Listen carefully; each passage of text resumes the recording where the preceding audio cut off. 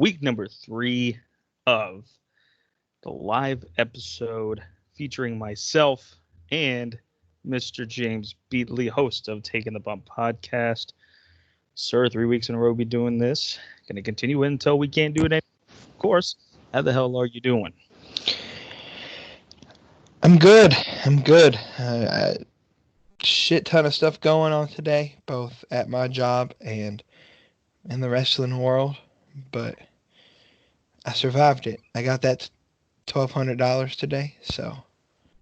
Thank you, Mr. Trump. I do appreciate that $1,200, my friend. You are a great man.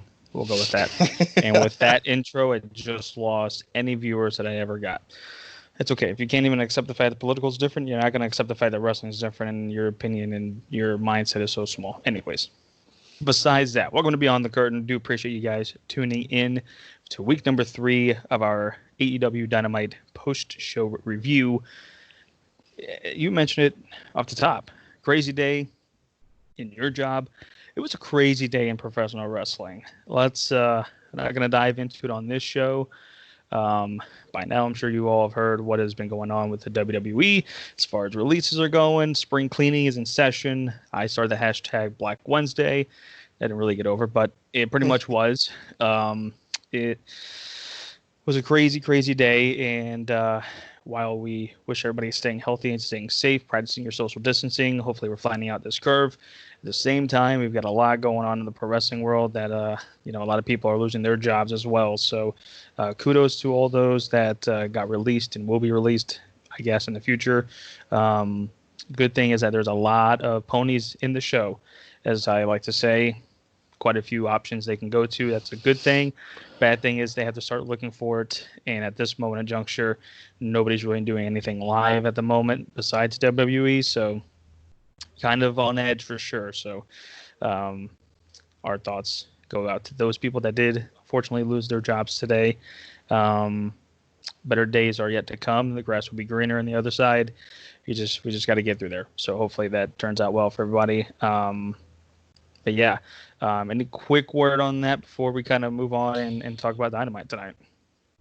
I think you basically said what you needed to say. I guess the one word I would say is support these guys and gals. A lot of them come from the indie scene, so they already have Pro Wrestling Tees websites up there.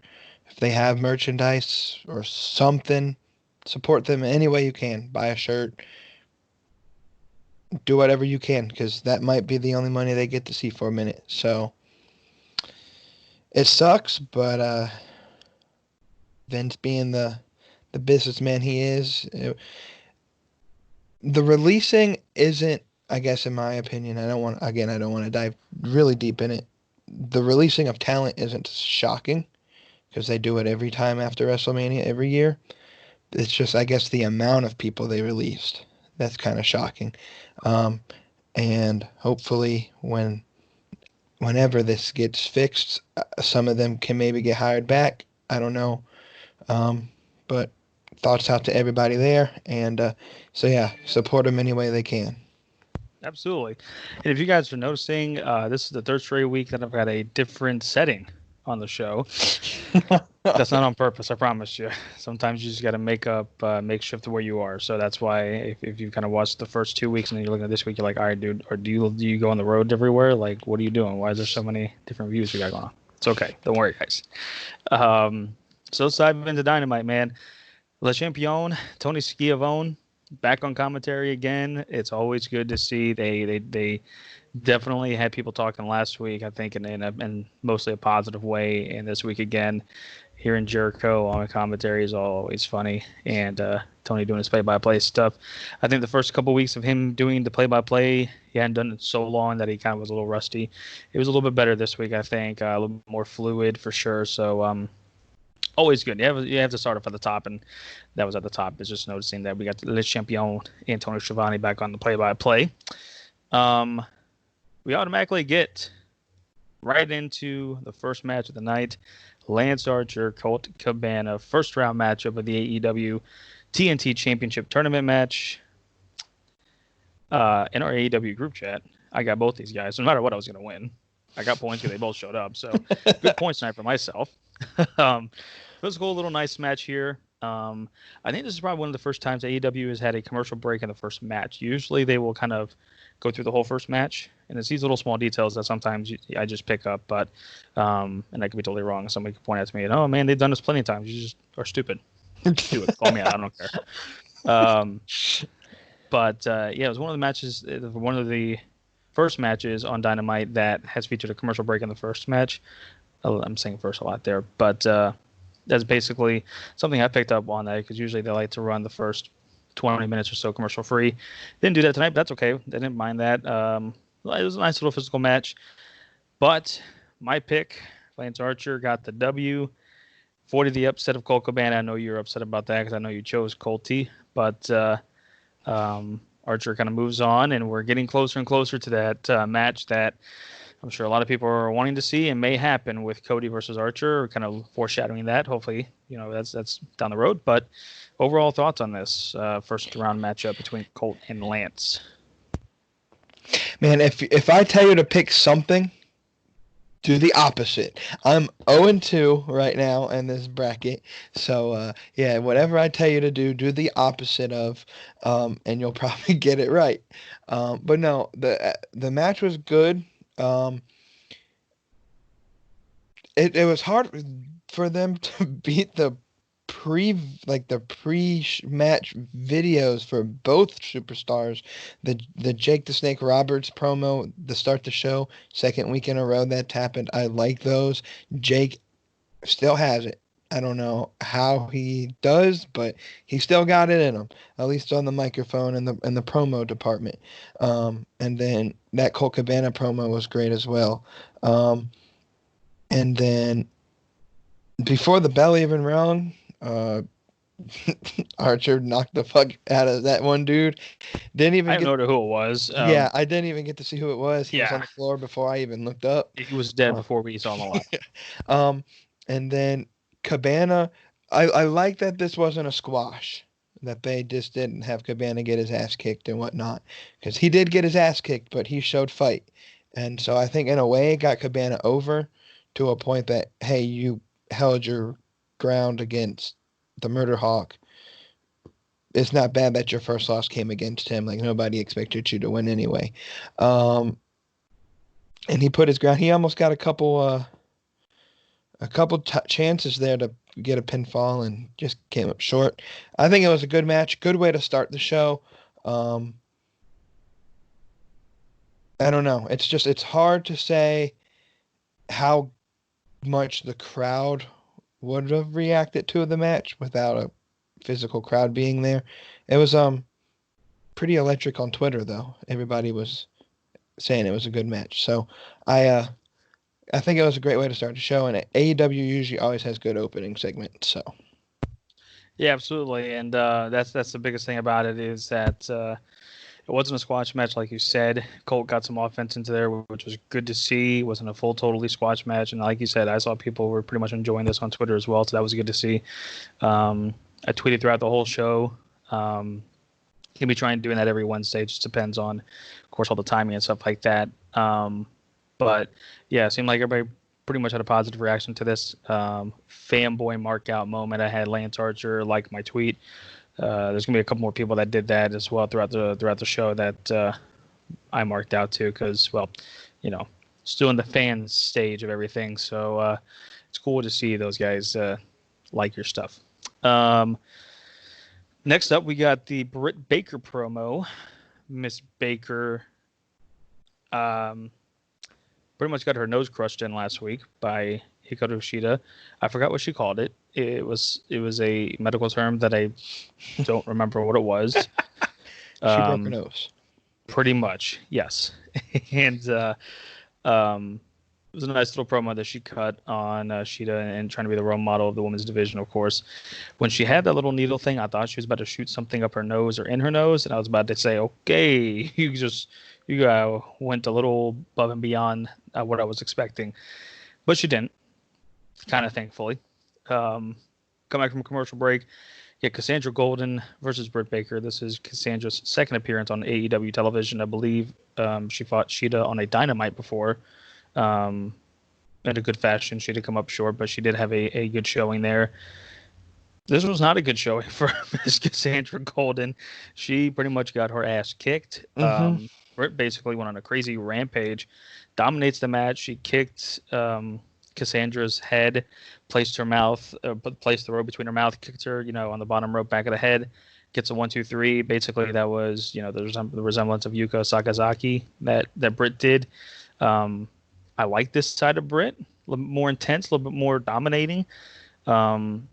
More controlling. It was good to see that. Maybe that whole broken nose thing with her bloody nose last week lit a fire under her. Showed us a little bit more of a sadistic side of her. So it'd be interesting to see where that goes from here. She had a new T-shirt on the shop, which of course I never miss a marketing opportunity for something like that. So that was kind of cool to see. But yeah, I'm interested to see where this kind of goes for Britt. Wonder if she's going to become more of an evolved, all-around skating heel, or just that touch and go type of heel, where sometimes she will be that sadisticness, sometimes just her casual heel self. Interesting to see what happens about that. But your thoughts on this, sir? Yeah, I thought this was, and it was a typical squash match, I guess you want to call it. Showed a point. Hey, Britt lost last week to Sheeta. She got her face bashed in. And she comes back out and she's ready to prove, hey, I'm ready to work my way back up the rankings again. Good quick win. I thought she looked dominant, and that's the one thing I think outside of Nyla Rose, AEW doesn't have another woman that was a dominating heel. They have people like Penelope, which plays the kind of like Eddie Guerrero-esque type, I'm gonna cheat my way to a win type heel, but they didn't have a dominating heel outside of Nyla. And so seeing that side of Britt is great. I think I messaged you during that promo and basically said, "Hey, I was wrong. Her promos are really good now. Um, she's getting better, and they're growing on me. I like the side of Britt. Quick match. I'm not a big fan of the squash matches, regardless of company. So hopefully Britt doesn't have like a long series of these. But for this match, I think it played a great role in showing this new side of Britt that she's just going to beat the fuck out of whoever she's in the ring with. And she got me fantasy points, so hey, I can't complain. Yeah, that's I definitely agree with that. I don't really care for the squash matches. I really hope this isn't going to be a repetitive thing for her going forward. We shall see. But yeah, so it's good to see that you agree. That finally, you see that first promo that she did months back that people were like, that was horrible. I'm like, listen, that was actually not horrible. I get why you thought it was bad, but I'm telling you, it's only going to get better, and she's going to get comfortable, and here we are. So glad to see that for sure. Next segment we've got is the Bubbly Bunch. These guys are total nut cases, man. You can tell these guys are having fun, and that's the most important thing to take away from it is when you're having fun doing something, you don't mind looking like an idiot on television, and that's basically what they all did. I don't even know where to start. The whole Santana and Ortiz thing. Was Ortiz talking to the phone, or was he talking to the stuffed animals? Okay. That was funny. He was combing his beard, which my fiance was like, "All right, that's ridiculous. I hate that. She already hates Ortiz as is, so she definitely did not like that. Yeah, the whole thing was great. I thought Guevara, I don't think is a real Latino. But it was funny seeing him to count to 5 and then beat the crap out of a boxing bag. Yeah, it was Just great overall. Jericho spilled juice, and then magically the juice wasn't there anymore. I don't know what the hell that was all about. He's overall, man, just over the top. It was corny, but it was funny. I enjoyed it. What did you think about it? See, these are the type of skit promos that traditionalists like Cornette might not really see the value in, but they're fucking great. They're hilarious. I loved every minute of this.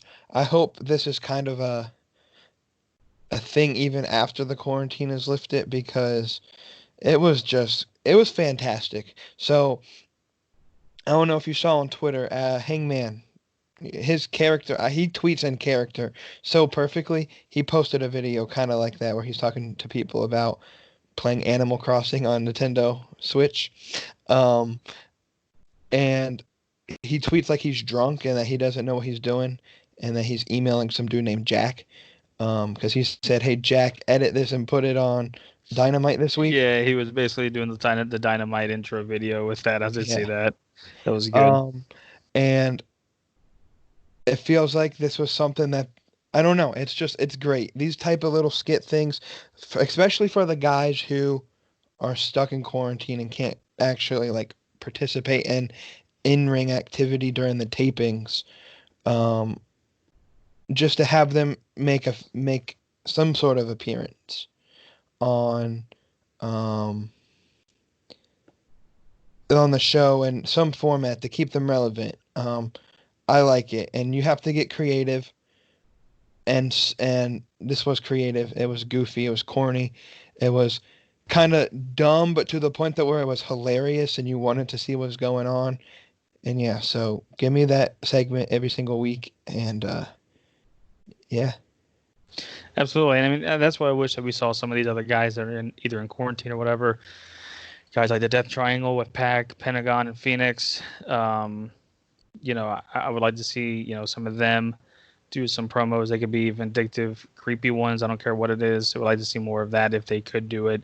Either way, funny segment. Enjoyed it. Speaking of the Inner Circle, next segment up is a match between Sammy Guevara and Shug D.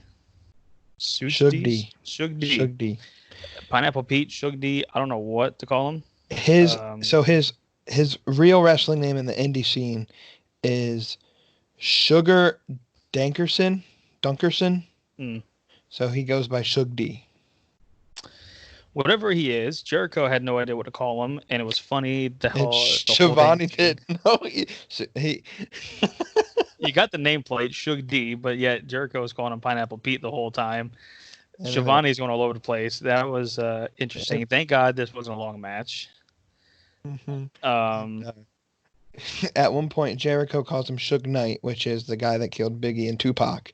Maybe that's what they blurred out. I don't. They beeped out a couple things tonight that I don't really recall why they bleeped it out, unless it was an actual cuss word. Whatever. Hey, it's all good. This was kind of a squash match. Pretty much all Sammy Guevara in this one. The Torture D is finishing move. Sammy gets the 1-2-3. Calling out Darby Allin. They've got a first round matchup for the TNT Championship tournament that's happening next week on Dynamite, as well as the other first round matchup between Kip Sabian and Dustin Rhodes.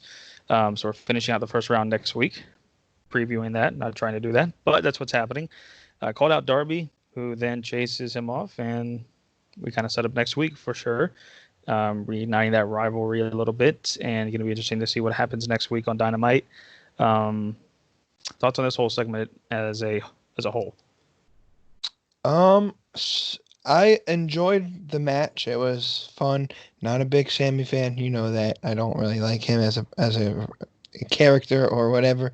But I thought what I enjoy about AEW is when they have a storyline in place that they're going to showcase those characters. They're not going to introduce some tournament and then not build up that character. So they're building up Darby. They're building up Sammy. Kip got a match. Sean Spears is getting matches now. So the way that they're able to build up these characters, even if there's no storyline behind the next match that they're in, and that's what they did with Sammy. And then I like that Darby made an appearance. and set it up. The match was pretty decent. Nothing too awful about it. It was a good match, and it told the story well. Sammy got a good win, a convincing win. Played his heel character the way that he's supposed to. So nothing I can complain about. Wasn't like the best match of the night, but still decent enough that I enjoyed it. But yeah, I can't wait to see Darby kick his ass next week. At least you hope so. You're 0 for 2 in the All tournament, right. so you need a win now. Maybe after Um, Sammy wins instead. I'm 1-1. So if nothing else, at least got a win in the tournament. So I'll take it. We're not getting the $1,000 spending spree anyways. Next segment we got Chucky T versus Kip Sabian, probably the most entertaining match of the night. My fiance was very excited about this because she has Kip on her fantasy team, and I actually didn't think Kip was going to win, just because of the sole fact that it's Chucky Taylor and best friends. They've been on a roll, but evidently in singles competition they don't do very well, but in tag team competition they've been on fire. Pretty entertaining match overall. I thought Orange Cassidy was hilarious as always. Jimmy Havoc, I don't know what in the world's going on between him and Penelope and Kip. I don't know what in the hell you're going to call that stable besides the Brit and the forehead. Because Penelope's got the forehead the size of Texas. But, hey, it by this time next week, it'll probably be as big as Canada. We don't know. We'll see. I think that's why she kind of wears the provocative shirts. Of course, she's a woman and she's a heel, and she wants to, show that off to be the heel manager, heel valet, like we all know. She's got to cover up the forehead, though. You got to get a bandana, you got to get a hat around that head there, sweetheart. You got to do something because I'm going to get Penelope forehead trending on Twitter. Somehow, some way, that's going to get trending. I'm sorry, Penelope. I'm sorry. Your boy liked my tweet tonight, and I appreciate that. I appreciate you, Kip. But, you're not going to probably like any one of my tweets after you, if you even watch this. But it's true. If we can get, hashtag Penelope Forehead going on Twitter, I would gladly like to claim that as my trending thing. But anyways, Penelope did do some pretty good heel work here. Tried to lure in Chucky T, didn't work, and then OC got up and tried to lure in Kip Sabian, which he kind of did, and then Penelope did that hurricane run off the top rope, very nicely done there, and the roll up, which I like to call it the Clemson rolling out because Cody Rhodes said it on Dynamite a few weeks back. So from now on, it's no longer the roll up or the schoolboy or the Oklahoma roll, it's the Clemson roll, and Kip gets the win. Fancy points for my fiance. She was very excited about that. Kip Sabian liked my tweet, which was great as well. So I got a perfect night on that. Overall, just a very, very entertaining match, I think, and a very good one as well. What do you think about that overall? Yeah, it was a quite entertaining match. Did we ever get a medical status on Orange Cassidy? I'm pretty sure his face was dug deep inside that concrete. I'm pretty sure he left a dent into it. I know that for sure. Yeah, I don't. The match itself was good. I just don't understand what the hell Jimmy Havoc has to do with Kip Sabian. So explain that to me. Maybe I can buy into it. I don't know. Jimmy Havoc. As much as I want him to get a push, I don't want him stuck in a stable. I don't know. He's better as a singles guy than stuck behind some other guys. Yeah, we'll see what happens. Penelope Ford, the gorgeous goddess that she is. Damn, she's a lucky woman. And Kip Sabian's a lucky man. I was going to say, when you say she's a lucky woman, are you insinuating that Kip is a very attractive man? No, not in any way. Because she's got everything that a woman admires to have. Fair enough. Kip is a lucky woman to have to find her, and shoot, her heel work is top notch. I don't know. Team Superbad got a good win. I liked it. I enjoyed it. Hopefully Orange Cassidy's not dead. I don't know what the hell Jimmy Havoc has to do in this thing, but hopefully they'll explain that later. And apparently he lives with What a with Kip weird household Sabian. that's got to be. He lives with Kip Sabian in a box or something. This was Jericho's best moment on commentary, this match here. He had so many. He talked about how Shivani's been in the business for 65 years. It had me rolling the whole time, and they're in this match. If Jericho, if nothing else, he needs to stay in commentary longer than this whole quarantine thing, because his commentary is hilarious as hell. And he does a good job at it. So great match. Wonder, did Trent show up or was it just Chucky? Just OC and Chucky. Well, both OCs got destroyed today. The WWE version and the Orange Cassidy. So Yeah, not a good day for the OC acronym, that's for sure. From that, we go to a squash match. There's a couple of them tonight that I didn't really care for. I'm not saying that it made the show bad. It just kind of made it a little bad because there was a couple squash matches with the Brit one, Sammy Guevara, and then Justin Law versus Sean Spears. As you can see, repping the Sean Spears shirt tonight instead of it being on the curtain shirt. Felt very bad for him. He got screwed over last week. And hated the fact that he didn't go in advance in the tournament. So had to support my boy Sean Spears. Perfection. Spears got a very convincing win tonight. Easy peasy lemon squeezy is about the best way you can call that.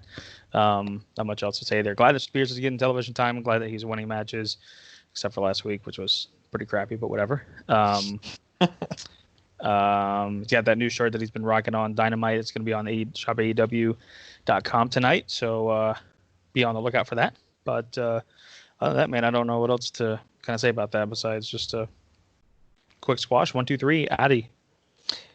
yeah, I love Sean Spears' heel work. Just the way he was taunting with this dude. By the way, Justin Law sounds like a creator wrestler on WWE 2K. And his It sure does. And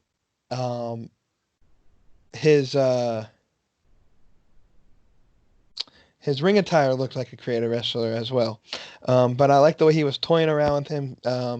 And then he got that like 1 count on Sean Spears or whatever, so that it didn't really feel like a legitimate, like I'm just going to punch you in the face, hit you with the C4 and get my paycheck. And then Jericho there talking about how he was jobbing out Justin Law because he didn't take his t-shirt off. Just great commentary again from Jericho. Kind of a theme from last week goes into this week, the commentary of Jericho. It's great, man. Yeah. And then just quick match. And again, both of my fantasy guys and gals got squash matches this week. So shooting up that man, board you're this gonna week. be leading the board here, I think, at the end of this week. That's a hell of a week for you, sir. Like Sean Spears with 2 wins, one on Dark and one on Dynamite. So hey, I gotta like it. But yeah, I love Sean Spears. I think even from his time in WWE and then his early run in AEW, he's kind of been underutilized. So I hope that they use him more. And I know that he's going to play a big part, I guess, in the tapings due to the limited amount of people that they can use due to all the circumstances. But even after all of this, when they can go back to live shows and stuff, I hope Sean has a legitimate part inside AEW. He is fantastic. His heel work is great. And I just have an itching that eventually they'll name a tag team partner. And I think that tag team partner, or I wish that tag team partner would be MJF. But who knows? With the current climate, there might be some new characters coming in to be his tag team partner. I was gonna say it's a good reason why they haven't named a tag team partner yet, because Pandora's box may be opened up and we may be seeing something else going on. So should be interesting. And even if he doesn't, if they scratch that whole search for Spears thing and he runs a singles run, I think he could run for the TNT championship, and make a push to be number one contender in that um, category as well. So, shoot, Sean Spears is probably, I didn't really have him in my top five when Dynamite started, but he's moving into my top five favorite wrestlers in AEW. So, I like his work. Um, and just to imagine that it'll get even better, his character as a whole, once they're able to put Tully with him again. So it's going to be great. I can't wait to see what happens. Wish this daggone virus thing would end so we can get live wrestling again. But hey, it's entertaining and quick match. I think we're talking longer than the match went on about the match. Um, but hey, I like it. Sean Spears, keep getting me fantasy points, I guess. And thank you, sir. Right? Yeah, Spears is definitely on probably my top five favorite wrestlers in AEW at the moment as well. I enjoyed his stuff in NXT and in WWE, so it's good to see him get on TV and get some wins here. But we get to the main event of the evening, the match that they've been hyping up all week long, all night long. I really enjoyed seeing some of the different sports figures. In Bellator, ESPN even did a couple of people hyping up this match, giving their predictions on who's going to win, who's going to lose. Really enjoyed that. It's cool to see Mike Goldberg. I do like Goldberg. His commentary on any kind of MMA, whether UFC or Bellator, is fantastic. He's probably the only Goldberg that I like. Anyways, so we get to the main event. Empty arena match, no holds barred for the AEW World Championship. Jon Moxley versus Jake Hager. Immediately, I noticed this, and like I said, I was watching them with my fiance, and she's like, she had to take a second to kind of look at it. And she's like, "You're right. That was kind of, but it wasn't like a. It was interesting and weird, but she was like, the transition wasn't bad, but it was just interesting how I picked up on it so quickly." They were taping all these shows at I believe it was QT's gym in Norcross, Georgia, Right. and they had this match at Daly's Place in Jacksonville. Then notice as soon as they started doing the entrances, I'm like, okay, they just switched up places here. I'm assuming that was on purpose to kind of give it a bigger feel, a little bit more openness of an area for them to kind of work with, which is fine. It was just kind of an interesting dichotomy of having all these matches in one setting and then all of a sudden switching over to another place. But Right. just something I picked up on. Small detail was just interesting how they did that. It was interesting. This match had everything. I mean, you had a lot of the physicality, a lot of the rough and tough physical, aspects of it. Great grappling, great submissions. They influenced the MMA stuff in there, and actual wrestling, pro wrestling, and amateur wrestling. Had a great mix of it all throughout the whole match. Tony Khan was hyping this match up as probably the best empty arena match he's ever seen. I don't want to say yes or no to that. It was very good. It was very different, and that to me is what sticks out the most. Is that it was very different. Different means mostly good things, not always, but I really really enjoyed this match. It was very physical. Like I said, very grappling, MMA style, but also influenced a little pro wrestling into it as well. The thing I take away from this is that they did have basically a couple weapon spots, but it was obviously just a chair. Of course, I think with all the virus, with all the stuff going on, you're not going to see much of the barbed wire, the tacks, the tables, the ladders, the blood. They're going to be kind of keeping away from that. Influential chair, that's all they needed was a chair. That's all that was needed in the match was a chair. I didn't need any more weapons than that. I was okay with that. Didn't need any kind of kendo sticks. Nothing. Chair was fine. It did its magic. It did its work. The wrestlers made the match more believable. Paradigm shift onto the chair. Moxley gets the 1-2-3 and retains the AEW World Championship. Gave these guys 30 minutes plus, man. It was good to see that long of a match. It was just a very different match. You're not used to seeing this type of match from Moxley, and you're not used to seeing this type of match in pro wrestling. Is more of a ground and pound grappling game, kind of the MMA style. But it was fun to see. It was fun to watch. I enjoyed it. One of the most unique matches on Dynamite. Probably one of the more unique matches we've seen the last few years in wrestling. So, But I enjoyed it, man. What about you? Yeah, so I just want to say, and I saw a lot of negative talk on social media about this match while it was happening, saying it was too quiet. And basically, you take WrestleMania weekend and the Edge Randy Orton match, and then you multiply it by 5 because all of the people watching AEW are WWE marks. And they complain about stuff like this. Um, in my opinion, Like yeah, that it one need. douchebag in the AEW group chat that I'm not going to mention. Yeah. But no, like you have to understand the psychology of the match to understand why it is the way it is. So it's not a it's the match was never built to be a hardcore extreme match. It was fall count anywhere, no holds barred. Um, No holds barred. I don't like to correct, but they kind right, of made the emphasis of that it wasn't a falls count anywhere, but a no holds barred match. But right. continue. Yeah. So the fact it was never billed as a hardcore match. So I came in not even expecting a lot of weapons. Like it was a normal match. It was just no holds barred. There's no DQ finish. Um, and what happens happens. And I think they fulfilled the psychology of the match. It started slow. Both of these dudes uh, are built. They both know a little bit of MMA, as they were saying all night during commentary. Moxley has been training MMA. Bellator is where Hager wrestles. So they were trying to give that feel of it. Hey, this is a fight, not a wrestling match. It was a fight. Um, I love the way it started with the kind of the feeling out process, the figuring out how you can get the takedown. Moxley got that first takedown. Um, I think that the biggest thing with that is you have to understand how a UFC and Bellator works. That's how they start every match in an MMA fight. Is it's not instant action. They're trying to figure out strategy to get a takedown.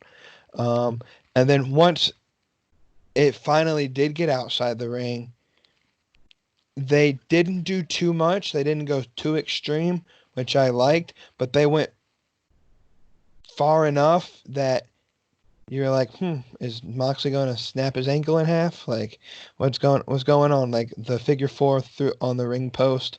Um, you mentioned they switching venues. I kind of enjoyed that because, especially with Shivani and Jericho doing commentary for all the show, and then hey, we're going to go to another venue, and now Jim Ross is the only commentator. It kind of felt like a smoother transition than it could have been. Um, and it would have totally made no sense had Shivani and Jericho been doing commentary at both locations. And everybody knows it's taped, but the way that you're able to give it that almost live feel without it being actually live, I liked that part of from that aspect. And then I don't think the match went too long. I think it was kind of like the Edge Orton match from WrestleMania. It was a pretty good lengthy match. This is the main event compared to WrestleMania. It wasn't the main event, but I think it was a perfect length for the match to allow both men to get their offense in. Moxley basically got destroyed for like the first couple minutes of the match. Um, and then for him to prevail um, in a way that was the only way Hager was going to lose, was taking a paradigm shift off a chair. So um, I wonder what comes next from Hager. From that perspective, is he just going to be the big brute of the inner circle now? He doesn't really do much in-ring work. Is he getting ready? I know he was supposed to have a Bellator fight in a couple weeks, but I think that match got canceled due to COVID. So I don't know if they have any plans for him really, because we don't know what's going on next with all of this situations going on in the world. But I'm happy at the same time that he didn't win the title, because I don't know. I just feel like this is Moxley's, as you said, this is Moxley's year. This is I think he's the best to carry the title at least through um, Double or Nothing. And I don't know who he'll fight. I'm intrigued to see who his next combatant would be. Really don't know who's next in line. Maybe Omega, but then again, he's tag team champion. So kind of interesting to see where it leads, who comes next. Does Jericho lay down his rematch clause? Exciting stuff coming for AEW. Next week, sure to be good. I think Omega's back in action next week. They mentioned one or two other people are in action next week. Brody Lee, I think. So AEW ended on a good note this week. And last week we were it left a sour taste in your mouth a little bit. And I think they rebounded really well. And it isn't one of those things where like, oh, they fucked up once, I guess they're going to fuck up again next week. No, they really did well this week. I love the show, the flow of it. There was one time that I needed to take a piss break, and I couldn't wait, but the match was so good, so I ran downstairs, turned it on my phone. It was crazy, dude, but I didn't want to leave. The action was so good. I loved it. And this was the AEW that I wanted to see last week, and I kind of was left disappointed. But everybody has one or two bad weeks every now and again, so I'll forgive AEW for that one bad mistake. Yeah, I don't think this was a perfect show, of course, but I think that it definitely was a lot better than last week. And my biggest thing from last week was, all right, how are you going to rebound? And they rebounded pretty strongly, I think. Was it perfect? No. Was it flawless? No. It did flow very well. Most of the matches were pretty decent. Most of the promos were pretty good as well. So I think they definitely rebounded pretty good from last week. And that's the best thing about it is, yeah, you're going to have one or two, here and there bad weeks. Okay, great. How do we rebound from it? And taped or not taped, you're still putting out a product and you want to do the best you can. So definitely did a good job for that for sure. And next week we've got Brody Lee's going to be in action. Kenny Omega's going to be in action. We've got the final two first-round matches for the TNT Championship with Kip Sabian versus Dustin Rhodes and Sammy Guevara versus Darby Allin. Should be interesting to see what happens next week. I posted a poll on Twitter, and since we're at the very end of this recording, I'm going to see the results from that. I put on Twitter, thoughts on Dynamite tonight, let me know. And I was going to post this into the episode tonight. 67% of you liked it, 20% of you loved it, 7% didn't care, and 7% hated it. I appreciate your honest opinions on it. I didn't ask if you guys watch NXT in favor of it. I just asked if you liked it, loved it, didn't like it, or hated it. And so there's your Twitter poll of the night for Dynamite from tonight. If you guys did vote onto that, tell me why you liked it, why you loved it, why you hated it, why you disliked it. Post it either on Twitter at BTCPod18, or if you're watching here on YouTube, give me a comment below. Did you like it? Did you love it? Did you didn't like it? Or did you hate it, and why? What was your most favorite part? What made you not like it, etc., etc. So any final thoughts, man, before we kind of head off for the evening? No, I have to agree with what you said. They rebounded really well from last week. Wasn't a perfect show. There were still its flaws. They're going to have that every now and again. But yeah, guys. So we talked at the beginning of the show about all of these WWE people that are getting fired. I wanted to podcast earlier before Dynamite and share my raw reaction to it, but I decided against it. I'm gonna wait and see what all happens, and I'm gonna post an episode of my thoughts on everything, either Friday or Saturday. I don't know when I'm gonna get it posted on. but before the end of the weekend, a podcast will be posted on Taking the Bump. Follow the Facebook and Twitter page to get more info on that. It's Taking the Bump podcast on Facebook and at T the B podcast on Twitter. Like I said at the beginning, just support these guys and all independent wrestlers. They're all in the same boat. They're all uncertain about what's going on, how they're going to be able to pay their bills. So yeah, go ahead and support indie wrestling, indie wrestlers, and go to Pro Wrestling Tees and buy their merch. And while you're there, go ahead and pick up my T-shirt. ProWrestlingTees.com/T the B podcast. I had 2 of them bought last week. So hey, maybe I can get a couple more. But yeah, guys, go ahead and purchase that T-shirt and go ahead and just even I have a job. I work my job, so I don't need to pay my bills with this money. So if anything, support the pro wrestlers who are kind of out of work right now before me. But yeah, pick up my merchandise if you do so, please. Yeah, but other than that, just subscribe to this podcast, my podcast. Just give us your feedback.